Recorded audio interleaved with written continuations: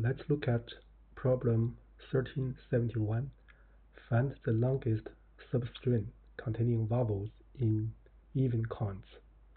So this problem we're going to solve using a similar idea for as the two-sum problems or the Leetcode problem 525. So first let's look at the problem, and then we will give a simple example about the main idea, and then you can check the corresponding videos to get a better understanding.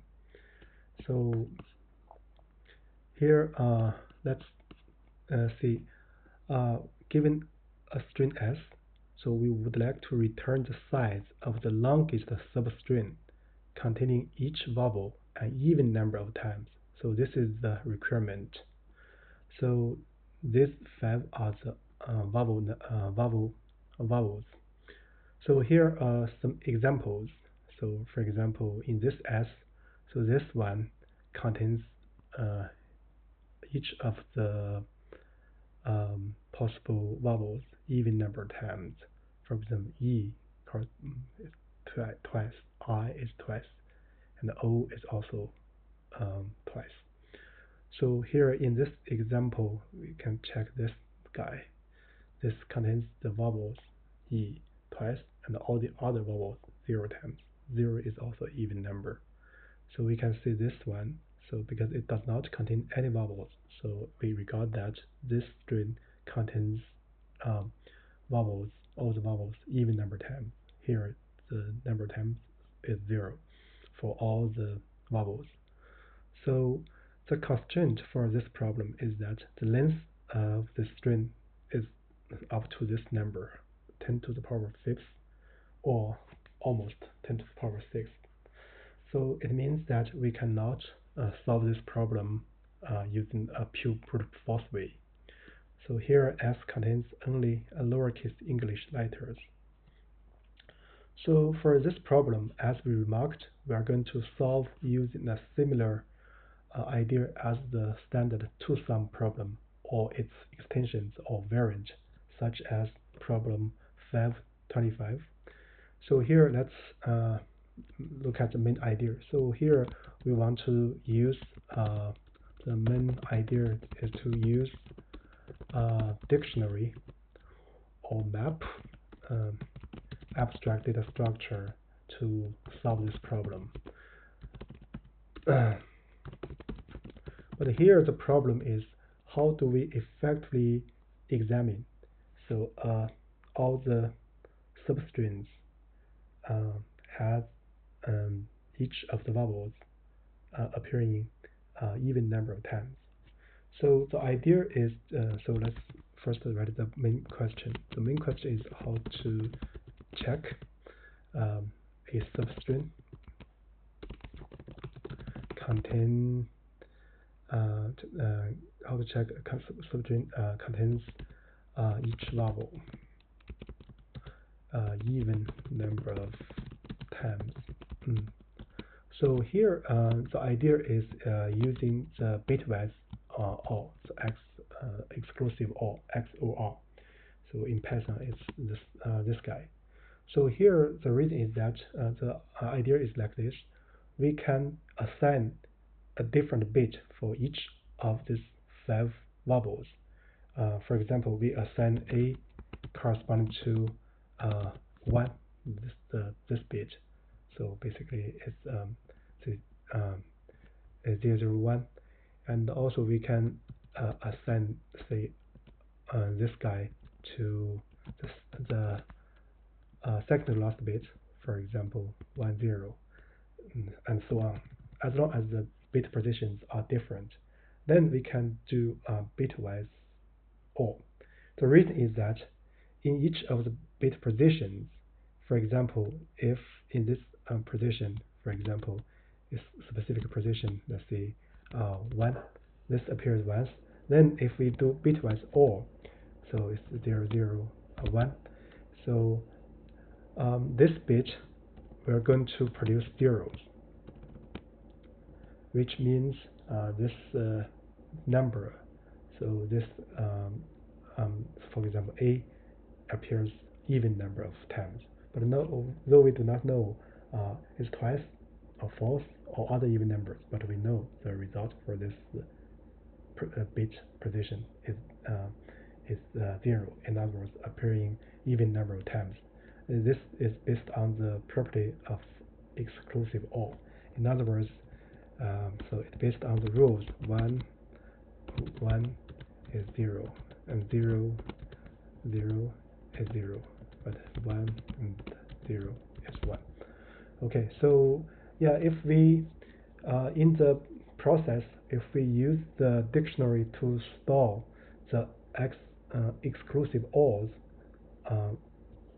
up to the current scan, then we will be able to examine the criterion that each vowel in the substring appearing an even number of times.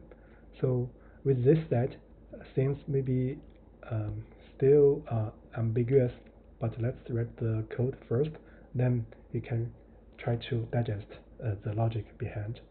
So first, let's assign a bit for different bit positions for this 5 vowels. So step 1, I say assign different bit positions for vowels. As there are 5 vowels, so we can introduce a string just for simplicity. So we see vowels. I see it's this one, right? So then we can initialize a table or check dictionary. So we can do things like this. So vowels I.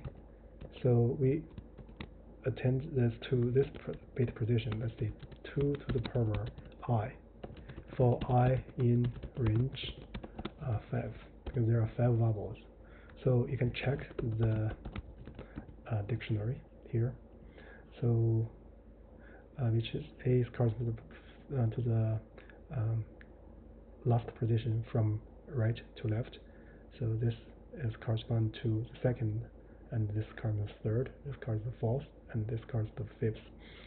So now with this done, so let's comment this out. So we can initialize our result. The result will record the length of the longest subarray during the process. So we will update this during our linear scan. Then we want to initialize the dictionary as we specified in our digest of ideas.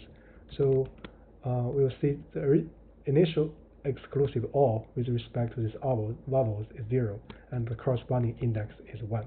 So here, just to reiterate, so we are storing the XOR sum, XOR to null, and the index, the minimal index, I would say, minimal index. So then we want to do linear traversal for this string. So as we need to specify the index, we will use enumerate function.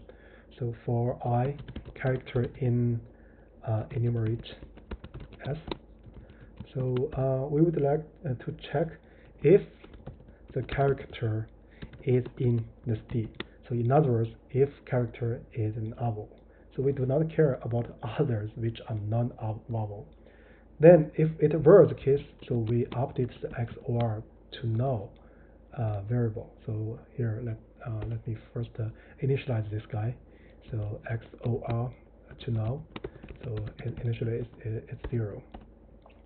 So we do a running exclusive OR with the current bit corresponding to this vowel. And next is we want to check if XOR to null. If it's not in the last thin dictionary, so we just record this last thin. So XOR to null, so it corresponds to index I. So the other case is that the XOR is in the last thin, So which means that from index 0, let's call this index I. Let's say index I is the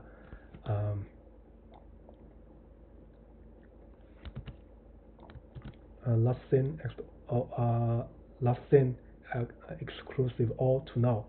It means that the subarray ending from 0 ending to I has an exclusive all sum is equal to this number. And also we know, so S starting from 0 up to so we cannot call it I, we can call it J, say I naught. So let's see, it's up to I. So also has an exclusive all to null equals this one.